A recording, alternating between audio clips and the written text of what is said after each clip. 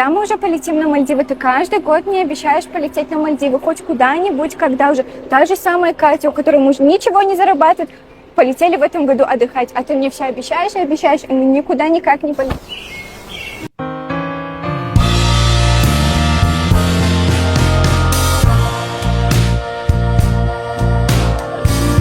You bring me down for all to see. Все это, конечно, весело, но если так напрягают отношения и бесит то, что она тебе вот так вот высказывает, ну, может быть, вообще не стоит тогда с подобной быть. Если действительно это так напрягает, что ты аж пританцовываешь, когда идешь за руль садиться. Полчаса назад мы поругались с парнем, и я все время ждала, что он подойдет, поцелует, извинится. Тем временем он нашел какого-то пацана. Нормально он пошел. Прошло полчаса просто, он не возвращается на лежак. Ну, вот его друзья, вот его компания. Угу. А ничего, что ты не приходишь на лежак уже полчаса, а? Ты забыл про меня? Понятно, что мы не знаем, кто, зачем и почему они вообще в целом поругались, да, и чья там вина конкретно, но они обычно вечно ждут, даже если они виноваты, даже если они накосячили, они, как правило, ждут, что к ним подойдут, к королевам, и якобы помирятся. Ну, если действительно он ни при чем там, а она просто хочет почувствовать себя очередной раз королевой, ну, тогда правильно сделал, да, пошел, чисто отвлекается, как будто бы ее не замечает, почему бы и нет. Не пилить мозг. Чувак, я не буду тебе пилить мозг, если ты будешь с первого раза слышать мои какие-то претензии, да, или какие-то вещи, которые для меня важны. Ты их не слышишь, мне придется повторять и повторять и повторять. Мне приходится, я это делаю, ты все равно не слышишь. И потом говоришь, ты меня пилишь. Так, может, надо слышать сразу свою женщину, нет? Слышал, исправил, погнали дальше. Все, это обычный диалог. Для вас это катастрофа. Если девушка что-то вам говорит, сразу пиление. Может, это просто диалог. Ага. А как будто вы, да, постоянно слышите сразу по щелчку пальцев, и сразу до вас все доходит, и не приходится вам говорить там по 2 раза. Только вот эта проблема как будто бы у мужчин, что нам как будто бы надо говорить, и сразу, поэтому мы вас пилим. Да нет, причина вообще не в этом. Просто с каких это пор стало зазорным, позорным и порицаемым в обществе спрашивать у мужчины на первом свидании, сколько он зарабатывает, есть ли у него недвижимость, есть ли у него долги, кредиты. Ведь у нас количество жизненного времени, оно ограничено. И мы, когда идем на свидание с мужчиной, у нас цель другая. Если мужчина цель перепихнуться, то у нас цель найти мужа и построить с ним семью, чтобы родить потомство. Потому что мы женщины, у нас это заложено природой. И вот для нас его финансовые его возможности – это показатель нашей будущей жизни и жизни наших детей. Это, в конце концов, отражает, какой мужчина, есть ли у него вообще мозги, цели, стремления. Но почему-то мужчины расценивают это как признаком чего? Меркантильности? Как по мне, это признак ума. Если женщина на первом свидании спрашивает, чувак, а сколько ты зарабатываешь? А что ты вообще планируешь по жизни? А что ты вообще хочешь? Либо он сам понимает, да, что он не состоялся, и он тебя не потянет, и семью он не потянет, но все-таки он что-то там от тебя хочет, и он старается эти факты запутать и выставить тебя, как всегда, плохой и меркантильной, потому что трахаться-то хочется, блядь, а зарабатывать лень, не хватает мозгов, времени, желания. Ну, вообще, в обратку это тоже работает. Когда у них начинаешь спрашивать, у меня было такое, я помню, не раз. Если мне было интересно, где ты, как работаешь и что у тебя за доход. Так настолько в штыки это воспринимали, что вплоть до того, что чуть ли не блокировали меня. И вообще прям вот юлили и соскакивали с этого вопроса. Но при этом у тебя, да, как за здрасте могут спросить. Ну, причем не то, что на первом свидании, а просто даже ты знакомишься и в переписке тебя, либо в голосовом сообщении могут спросить. Но я никогда не отвечал.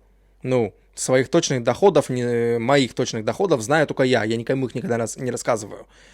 Просто про свою какую-то деятельность, где я как-то что-то работаю, ну, могу в целом, да, обозначить. Ну, а о своих каких-то планах, о каких-то доходах я такое никому не говорю. Зачем? Я с тобой вообще, может, пообщаюсь сегодня, и завтра ты меня заблочишь, либо я тебя заблочу. И все. Нафиг мне каждому, что ли, рассказывать, с кем я общаюсь по этой жизни? Но нет, конечно, особенно вот таких вот непонятных. Понятно, что у них есть такое на инстинктивном подобие уровне, что будут ли вообще у нас, как говорится, хлеб насущный, да, там, будет ли у нас еда. Вообще, в целом, ты хотя бы зарабатываешь на данный момент хоть что-то. понятно, что если мы говорим реально за создание семьи, то их это будет интересовать.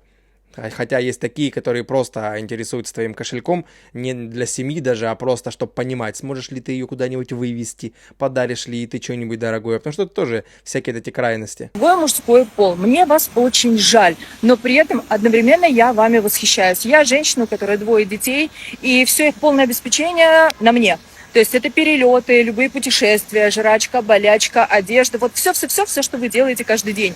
И хочу сказать, что в этом кортизоловом состоянии я нахожусь год. И я уже устала, я просто каждый день думаю, как мне заработать эти 500 штук, чтобы обеспечить своих детей. Мы сейчас находимся в Китае, и у меня плюс-минус там отлетает $500 в день. Это не считая там съем аренды квартиры, да, какое-то там пропитание и так далее. Просто их хотелки, чтобы им было комфортно. Теперь я думаю, мужики, вы же так живете целыми просто вот годами. При этом у вас там мама, сестра, работа, какие-то мероприятия. Себя надо обеспечить.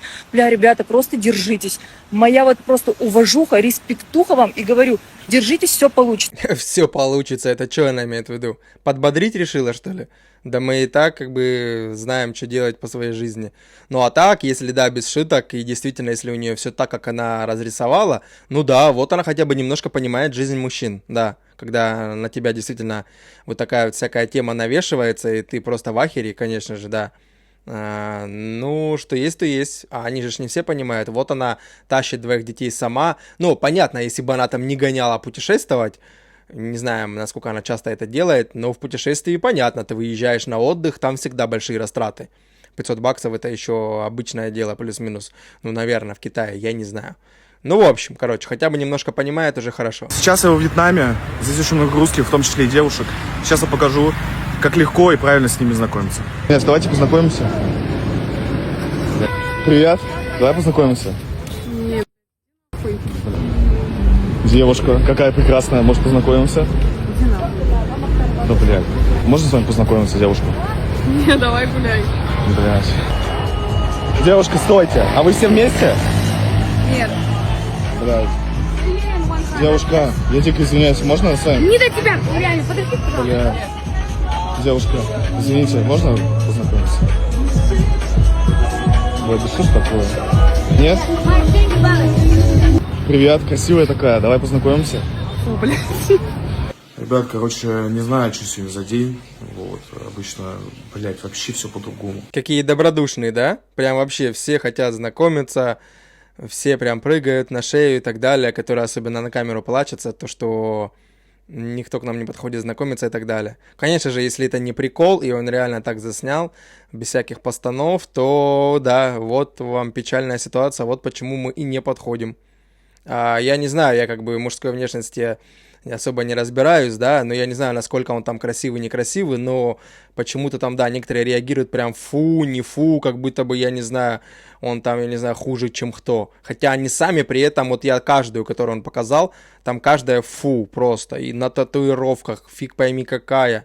И вот с таким вот ЧСВ они, конечно, там бешеным ходят. Вот все говорят о том, насколько же тяжело быть одной, когда ты всю жизнь состояла в отношениях, тебе снова нужно становиться самостоятельной, как-то пытаться жить эту жизнь без отношений. Но почему никто не говорит о том, насколько же тяжело вступать в какие-либо взаимоотношения с мужским полом, когда у тебя, в принципе, этих отношений-то и не было? В 20 лет это еще может быть нормально, но мне уже 25, за всю мою жизнь у меня не было ни одних адекватных, длительных, здоровых отношений. Всегда это была какая-то очень быстротечная история, а во взрослом осознанном возрасте я вообще, в принципе, перестала общаться с мужчинами, решив, что, не идет у меня, не получается просто, и теперь я на меньшее не соглашаюсь, а большего никто дать и не может. И вот давайте поговорим о том, насколько тяжело будет мне вступать в какие-либо отношения. Ну, и не только мне, я просто на своем примере. У меня есть уже свои какие-то привычки, свои правила по жизни. Я не готова эти привычки и правила ради кого-то менять. Вот эти вот зайчки-котики для меня это вообще темный лес, правда. Если я кого-то называю уменьшительно-ласкательным словом, это, скорее всего, значит, что я рофлю. Потому что я, честно, не могу себе представить, чтобы я называла своего любимого человека там зайчик, котик. Для меня это даже звучит странно. Я привыкла, правда, эти слова употреблять больше в шутку. И вот как жить? Когда хочется быть нежной кошечкой, написать у себя в описании профиля «мамочка 3 ангелочков», Но пока что вообще не получается. И это действительно очень сложно, потому что я понимаю, что с каждым годом я все меньше и меньше хочу кого-то впускать в свое пространство. И даже не то, чтобы вот хочу, а все меньше и меньше вероятность того, что это действительно будет реально. В общем, друзья, сложно без отношений всю жизнь. Но, кстати, справедливости ради, я всю жизнь мечтала об отношениях, о семье. Я очень хотела стать молодой женой и мамой, но просто не получилось, к сожалению. Ну так, блин, и у нас такая же ситуация. Мы тоже тут со своими привычками, со своими хотелками. Особенно, да, когда ты уже живешь не один месяц один, естественно, у тебя все вырабатывается вплоть до графика твоего, да. Естественно, и нам такая же история, что мы привыкли к своему и можем тоже не соглашаться на меньше, а больше никто дать не может. Максимум найти потыкаться, и то, я говорю, проще в публичный дом сходить, чем какую-то там склеить, потратишь просто больше денег. Просто больше это по финансам выйдет и дольше по времени. Просто, ну, кому-то, я же говорю, это больше привлекает, потому что вот именно вот сам факт, что запретный плод, какую-нибудь рандомную добиться, а не туда пойти, где сразу дадут тебе за деньги, да, как бы, ну да ладно. А так, ну, проблема явно в ней. Она говорит, у меня не было отношений по факту. Да были же, как она говорит, какие-то хоть краткосрочные, хоть какие, но они были. И что вывод как будто бы напрашивается такой, опять же, я лично не знаю человека, но такой как будто бы вывод, что проблема конкретно в ней, что она одна тусует и одна и будет тусить. И дело не в том, что она там привыкла, у нее свои хотелки, на меньше не соглашусь. У меня, например, такая же фигня. И что? Ну, у меня нет такого в голове, что все, теперь я буду один всю жизнь и никакая не найдется. Да если бы я поставил цель кого-то прямо вот там выискивать, да, ну, искал бы я, нашел бы.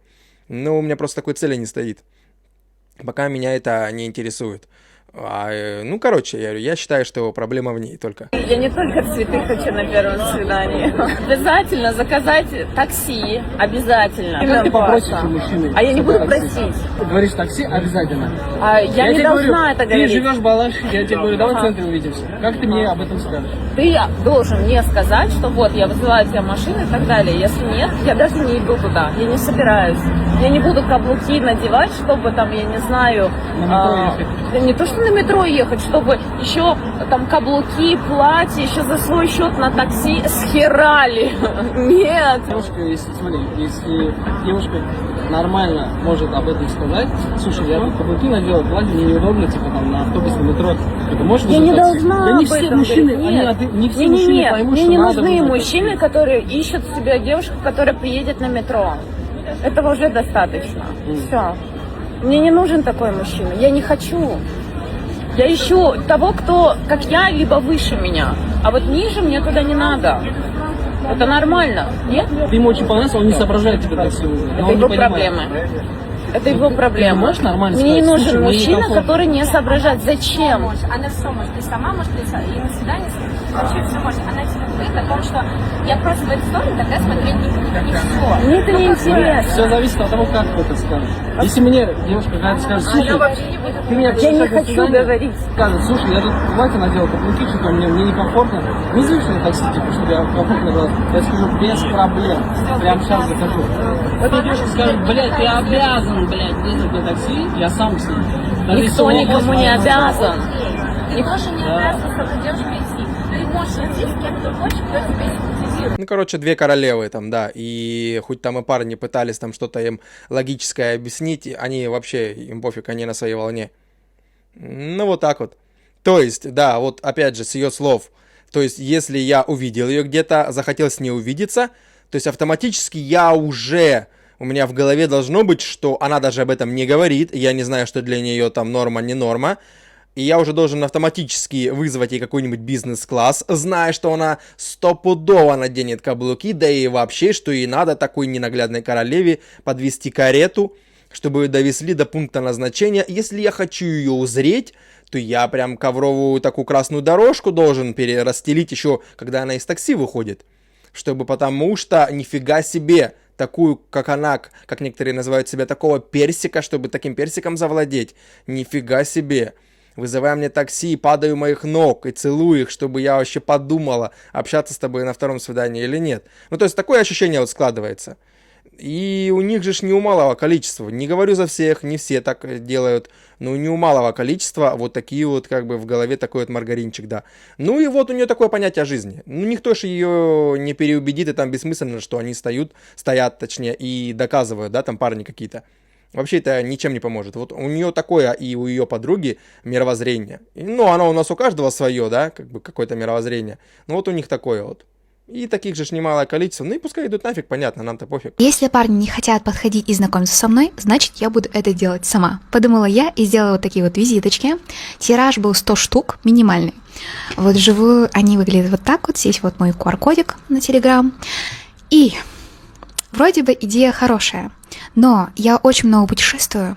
И каждый раз, когда я в Москве видела какого-то интересного парня в кафешке или в другом месте, я думала, блин, сейчас я подойду. Дам ему это. Но какая вероятность в том, то, что он тоже путешествует много? Наверное, 1 к 100. И все. Я это все отложила. Как будто бы логичнее искать путешествующего парня во время путешествий. И как будто бы требуется уже английская версия этой визитки. Но я не стала это проделывать. И вообще все, хватит избегать этого прямого контакта. Ты будешь подходить к парням и знакомиться с ними. И что вы думаете, я сыкунья. Вот, допустим, была в хостеле в Австралии, там было столько красивых парней, европейцы. То есть подойди к любому, познакомься. Нет, я боюсь. Мне это не надо. Но недавно я увидела потрясающего парня в Шанхае, я такая, черт, ты должна подойти и познакомиться. Весь вечер около него крутилась, и я с ним все-таки заговорила совершенно тупым образом. В итоге оказалось, что у него есть невеста, но это не важно. Главное, что я подошла. Я такая, Альфия, я этого горжусь. Я думаю, в следующие разы я буду уже подходить смелее и знакомиться, но тот факт, что эти визитки мне оказались не нужны, не значит, что сама по себе идея бесполезная. Я думаю, кто-то может ей воспользоваться. Вот. Ну, тут вроде бы видео особо негатива никакого в целом и нет. Но придумала визитки, ну молодец. Ну, подходит даже сама знакомиться, ну молодец. По крайней мере, не как вот эти вот предыдущие. Ты вызови мне бешеное такси, оближи мне там ноги, чуть ли, ну, понятно, такого не говорили, но я говорю, как будто бы такое ощущение. А это вроде бы обычная путешественница. Ну, на самом деле, тут в путешествиях не значит, что ты найдешь путешественника. Можно в любом из стран с кем-то познакомиться, а он живет только там, и он не будет путешествовать, как ты. И он живет и будет жить только там. У него там, не знаю, все дела, работы, родственники, все там. И он никуда не будет готов, как ты, вот так вот путешествовать по миру. Поэтому, кто его знает, где таким людям искать людей своих, ну, вообще пофиг, их дело. Ты можешь мне объяснить, что это такое? В смысле? Валера, это что за а? Вот, смотри, перголу построил. Я что, разрешала это делать? Джакузи. Сейчас лестница осталась. Мне не нравится все время вот эта стройка. Что не нравится тебе? И я, во-первых, не могу понять, у нас что, выставка? Зачем это джакузи здесь? Сейчас все доделаем, все нормально будет. Ты у меня спросил? Красиво, хай-тек, минимализм, все открывается, закрывается. Ты разрешения не спрашивал, мы не согласовывали данную постройку. Ну, сюрпризы не согласовывать. Хотел. Я не это хотела. Мальдивы в этом году невозможно, нет денег. Я хотела теплицу. Теплица в магазине, яблоки, груши, помидоры, все продается. Я не знаю, что тогда. Что, разбирайся, давай, о чем мне делать? Все, чао. Все, ехай к маме уже. С удовольствием. И желательно навсегда к маме, да, поехать, я думаю, согласятся со мной люди, чтобы навсегда она уехала и больше к нему не возвращалась, а он будет сам на кайфах там, в этом бассейне, вообще, в общем, в этих всех постройках кайфовать, потому что, ну, какая-то мозготрепка точно, а не жена, я не знаю, кто она ему, жена, либо пока не жена, но не суть, мозготрепка счета, судя по видео. Было, не знаю, что это такое было. Нет, не подскажу. Часы. Не подскажу. Да уж. Ладно. Что должно сделать, если я не умею по стрелочным часам определять время? Они мне только для красоты. Да уж. Стыдно. Ну, оказывается, бывают и такие, что не умеют по стрелочным часам определять время. Я еще научился фиг знает когда, еще в детстве, мелкий был совсем. Да, понятно, тогда не было на каждом шагу каких-нибудь смарт-часов там или что-то, или телефонов, но тем не менее, как бы вроде бы это кажется элементарно. Если ты в жизни мужчины, если ты в жизни мужчины, это уже ни хрена себе. Ты для него сделал. Почему? Потому что ты родилась на свет. Так он же мне тоже нужен. Иногда даже побольше, чем я ему. украшаешь его мир своей долбанутостью, красотой, умом своим. Вот и все. Он за это должен платить? Жень. Да, мужчины без женщин не выживут на этой планете. Это доказанный факт. А женщины выживут. И они за это платят, короче, да? Женя! Если тебя так волнует то, что ты должна не платить, то плати. Все. Я платить не буду. Да что-то такое она себе рассуждает для 12 лет, что мужчины без женщин не выживут, а они легко выживут. Да кто сказал такое? Где такая доказанная теория? Я такой теории не слышал. Они уж точно не выживут, особенно в плане восстановления какой-нибудь планеты, городов там и всего такого. Они только трындеть могут где-нибудь на камеру, что они такие всякие самодостаточные, и мужчина им не нужен. Это потому что сейчас такой век технологий, что даже более такие вот слабые, да, женщины, девушки, они могут действительно там, ну, жить и справляться сами со многими вещами и работать. А раньше, конечно, только был очень тяжелый труд, и там вообще никуда без мужчин. Девочки, реально страшно. Страшно что? Мужчины, страшно просто с мужчинами иметь какие-то дела, блядь. Потому что каждый третий мужчина по статистике морально, эмоционально, физически унижает и издевается над женщиной. Каждый третий. То есть мы тупо играем, сука, в рулет. Этот чувак, который мне устроил скандал, истерику, драму, блядь, и мы на этом с ним попрощались, сегодня мне написал в 11 часов сообщение. Я думаю, что мы начали из той ноги, давай попробуем снова, ты мне очень нравишься. Написал в 11 утра. Я была занята. В 12:30 у меня уже вот так вот, я перевод сделаю, внизу напишу, у меня уже сообщение, что я думал, что ты другая, все понятно, не хочешь на ужин со мной. Ну, короче, вот такая вот. Чё? И это видно, человек вообще не окей, он вообще не окей. Я сначала игнорировала, потом думала, ну ладно, как бы взрослые люди, не будем, это, ну, не получится отношения, значит, где-то по бизнесу встретимся, общие знакомые будут. Ну, в общем, нельзя как бы нехорошо заканчивать это дело. Я ему просто написала сообщение. То есть я не реагирую, я контролирую. Я написала сообщение. Ой, только что увидела, твое сообщение было занято. Но твое последнее сообщение мне о тебе сказала больше, чем надо было. И началось, блядь, куча сообщений мелких. Пожалуйста, ты мне нравишься. Пожалуйста, что плохого в том, что я тебя хочу пригласить на ужин? Я говорю, ничего в этом плохого нету. Плохо это твое нездоровое общение со мной по переписке. Он, что плохого, что ты мне нравишься так сильно? Я говорю, ничего в этом плохого, проблема только в твоей нездоровой переписке. Он вообще полностью это игнорирует. Короче, дай мне шанс, давай. Я говорю, слушай, для меня это неприемлемо. И прости, конечно, но это не для меня. Спасибо. Он мне сказал бай-бай. На этом мы как бы закрыли. Но я, блядь, теперь с ужасом смотрю, что, не дай бог, от него еще сообщение было. Страшные люди эти мужчины. А у нас как будто бы не бывает таких случаев. Сплошь и рядом тоже, что ты начинаешь вроде бы адекватно, общаешься, а она потом какую-нибудь неадекватность как выдаст. Потому что тут всегда есть, что неадекватные мужчины, что неадекватные женщины, девушки, куча по планете ходят, и все. И это обычная история, и это всегда так было и будет, и это нормально, как бы считается. Ну и вот ей достался какой-то персонаж, и чему она удивляется, она говорит, как будто бы за всех мужчин судит по одному какому-то такому вот, который вот ей там что-то там так написывал, всех судит. Ну, бред же. Мужчина, обращение к вам. Вот смотрите, я развелась, и мне в директ пишут очень много мужчин. И каждый хочет со мной повзаимодействовать, поболтать, кто-то просит какие-то фотки, кто-то просит отчитаться, где я, что я, как я. Мужчина, но при этом сегодня у меня день рождения. Я как бы выложила свой номер карты и говорю, пожалуйста, проявляйтесь. Проявились только 2. Вы остальные все как хотите, чтобы я тратила свое время. Вот, например, в день пишет 10 мужчин, и все хотят пообщаться, хотя бы сколько там, я не знаю, 20 минут. 20 умножьте на 10. Сколько минут я из своего дня должна тратить на то, чтобы пообщаться с вами, и при этом вы не проявляетесь как мужчины вообще. О чем мы будем говорить, скажите? Почему я должна расходовать свое время просто так? Я могу за это время больше денег заработать, чем я потрачу на то время, которое я буду говорить с вами.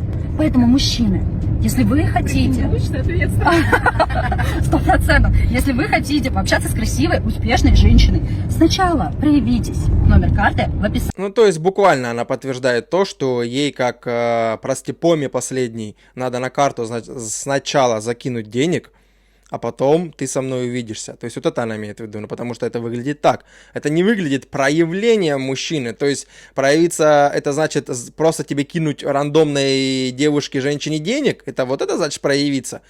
Да, это такая тупость. И такие же марамойки сзади сидят, которые подтверждают. И причем все татуированные. Там фиг знает, не разглядишь даже ее натуральную кожу, наверное. Видно, вот руки все усыпанные. Да и вообще, и в общем. Да, вот не зря говорят, что если татуировано, то лучше вообще с ней не заводи, по крайней мере, серьезных отношений. Максимум тыкнулся и убежал, и все. Ну, или тыкаешься, пока получается, потом теряешься просто. Но серьезно, да, я тоже заметил это, что они как-то себя обычно неадекватно ведут. Не знаю, почему у них так именно у татуированных. Ну да, опять же, справедливости, может быть, и ради или нет, не знаю, попадались, как будто бы казались, что они нормальные. Ну, я не был с ними в отношениях. Может быть, они только нормальные кажутся, пока ты с ними не вступаешь в отношения, я не знаю. Потому что я видел так со стороны, через знакомых там, вроде кажется, человек общается норм. Но опять же, это может быть маска, там, демка своя и так далее. Ну, а так это, конечно, да. Жалко тех мужчин, которые написывают вот таким вот подобным, и более того, еще и берут, скидывают деньги.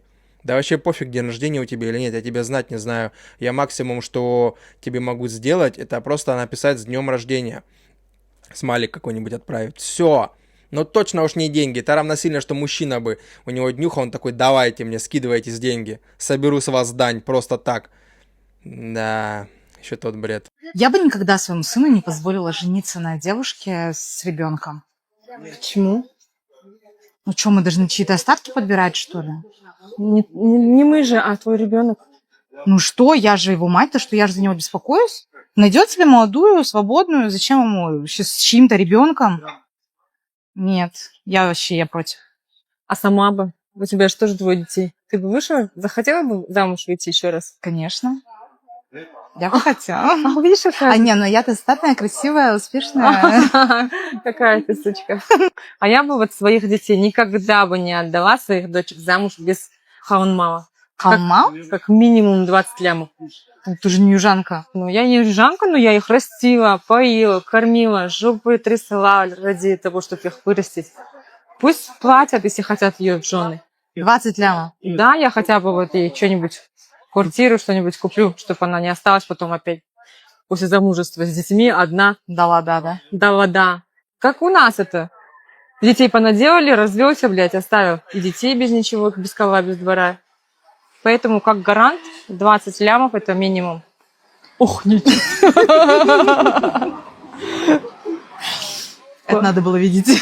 Зачетная жопка, да, прошла мимо нас? Это называется очередные двойные стандарты, когда ты своим детям хочешь, что нафиг с ребенком, да, если будет нафиг, пускай без, да, там, без детей семью строить сразу, но при этом, а я сама с 2 детьми, а я же статная, красивая, прекрасная, почему бы меня не взять с 2 детьми? Да вообще пофиг, насколько ты успешная, хоть триллионерша ты, хоть кто ты. Самый главный факт, и какая бы ты красавица ни была, самый главный факт, 2 прицепа, что уже большой напряг. Наверное, одно дело, если бы эти прицепы уже были офигеть какие большие и уже были со своими семьями. Ну, тогда уже и ты сам, да?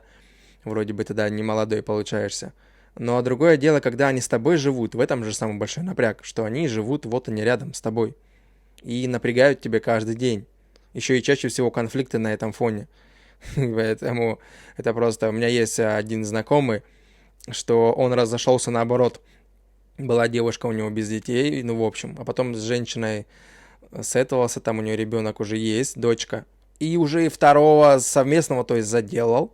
А у него жесткий конфликт именно с этой дочкой, ну, то есть, не совместной. Потому что она ему говорит, нафиг ты тут нужен, туда-сюда. Ну, потому что папа там тоже появляется периодически. И, естественно, ей нафиг не нужен чужой мужик. Конечно, если бы она никогда своего отца не знала, то, скорее всего, она к этому бы типу проявлялась нормально. Но, а так нет. Ну, в общем, это просто жесть, но некоторые все равно готовы на это идти и будут идти, сколько мы бы не будем говорить, будут брать и с детьми, и с 2, и с 3, и с 5. Такие люди всегда есть. Как я говорю, каждой твари по паре находят они. Может, не каждая 100%. Ну, а вторая это вообще, конечно, зарядила 20 лямов. Но я понимаю, что это в тенге, так как они там, видно, казашки, но, тем не менее, сумма не мелкая.